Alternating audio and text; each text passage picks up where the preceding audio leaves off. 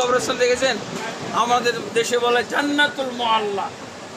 জান্নাতুল Mualla নয়, মাকবারাতুল Mualla. নামটাও শিরকি।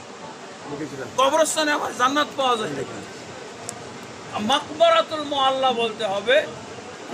এই মুআল্লা কবরস্থান, এখানেও একটা মাজার আছে, তার মানে এখানে ছোট অলিয়া উলিয়া আছে নাকি?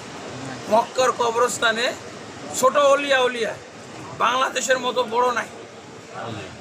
কি মনে কর সাহাবি ছোট অলিয়া উলিয়া, তার কোনো মাজার করা যাবে না?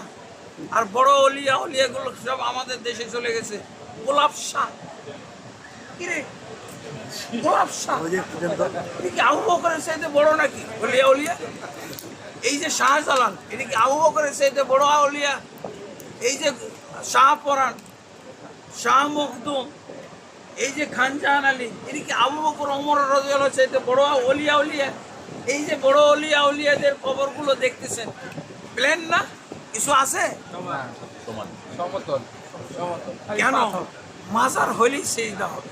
সিজদা মানে শির, আর সে রসুলের সুপারিশ পাওয়ার জন্য আনফিট, রসুলের সুপারিশ পাওয়ার জন্য অযোগ্য।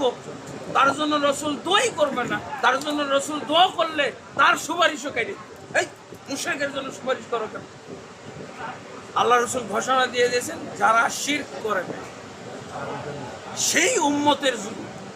এখন শিরক করে না এরকম উম্মত বাংলাদেশে পাওয়া খুব জটিল। আমাদের বাংলাদেশে অনেক আলেম পীর মুর্শিদ শিরকের চাষাবাদ করে।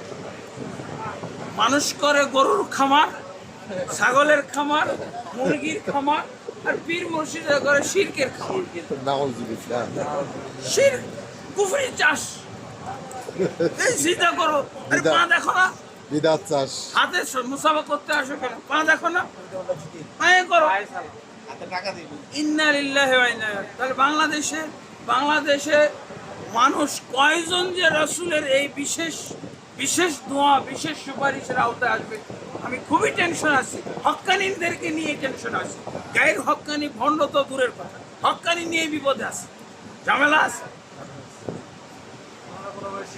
হ্যাঁ, মাজার, কবর, দরগা, দরবার, এগুলো তো সব আবার লিখেও দিচ্ছে মাজারে। কি এই মাজারে সিজদা দেওয়া নিষেধ।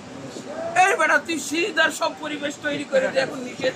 তার মানে ওই পাগলাকে নড়াচড়া করতে নিষেধ করা। এই পাগলা, নৌকায় উঠছিস, নড়াচড়া করিস না, ও মরে পড়ে গেছে। মানে কি ভুলে গেল? তার মানে শিরকের পরিবেশ বানাই দিয়েছে, এত সুন্দর ডেকোরেশন করে। হ্যাঁ, সব কুল হুয়াল্লাহু আহাদ আর আয়াতুল কুরসি খুলাইয়া নেম প্লেট আর সব অলমেট দিয়ে একেবারে আবার লিখে দিয়েছে মাজারে সিজদা করিবেন না। আর ওই মাজারপন্থী আরো সিজদা দেয়। ওরে সিজদা করা তো হয় না, সিজদা করার কথা আরো মনে করাই দেয় না। সিজদা যদি আপনি না চান, তাহলে আল্লাহ রসুলের ব্যবস্থা হলো এই মাজারটাকে ভেঙে এমন সমান করতে হবে যাতে একজন এসে বলে, আরে হাইকোর্টের মাজার গেল কোথায়, ছিল কোথায়, এটাই বলতে পারবে। এইরকম ভাবে ভাঙতে হবে, ছিন্ন বিচ্ছিন্ন একেবারে। এই সমস্ত, তাহলে বলেন যারা শিরক করে নাই তাদের জন্য রাসূল সুপারিশ করবে, এই শর্তে কয়জন পীর বাঁচবে? মুরিদ তো দূরের কথা। আল্লাহ আমাদেরকে হেফাজত করুন। সুন্দর প্রশ্ন করেছেন।